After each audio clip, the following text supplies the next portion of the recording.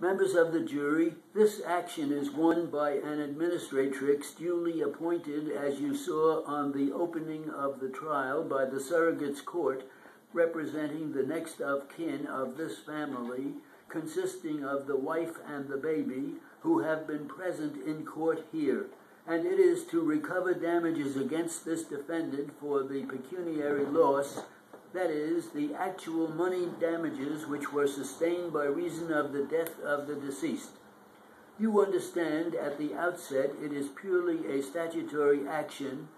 At common law there was no right to recover at all, and all that can be recovered in this kind of an action by the next of kin is the pecuniary or the actual money damages which they have sustained. There can be no recovery whatsoever for any pain and suffering of the deceased. And there can be no recovery of any kind or character for mental anguish of those that survive. That is a preliminary statement which I have referred to, ladies and gentlemen, in relation to the damages. I call your attention to it, first because the action is based upon that theory, and no inference is to be taken by you because of such statement that the court desires to indicate to your mind money damages must flow. It is my duty to guide you with respect to the extent of the damages these people would be entitled to, provided your verdict be in favor of the plaintiff. Of course, there are legal responsibilities with which you must be familiar before you can judge between these litigants.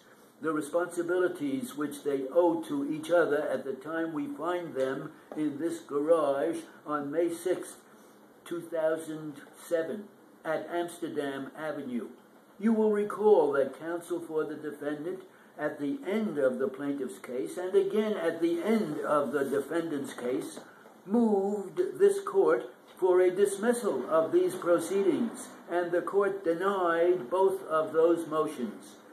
The denial of those motions is not to be taken by you as indicating an opinion upon the part of the court as to the merits of this controversy. It only means that the court has decided in the exercise of its function that questions of fact have arisen which must be placed in your hands for examination and determination.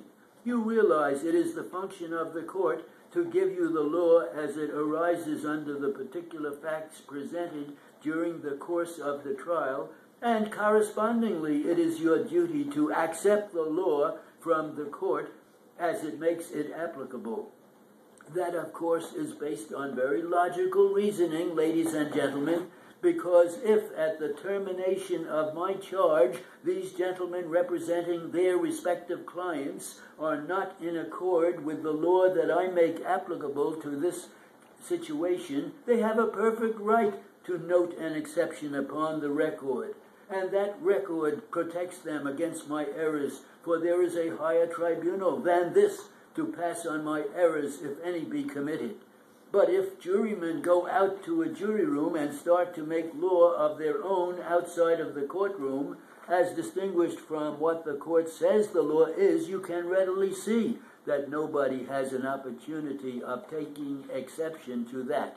So therefore, with that particular rule in mind, that you are to take the law as the court lays it down, I call your attention with the same force and effect to the fact that you, and you alone, are the sole judges of the issues of facts, the credibility of the witnesses, and the truth of the story as related by them. Your determination upon questions of fact is to be controlled by your own recollection as to what the evidence was that was presented during the course of the trial.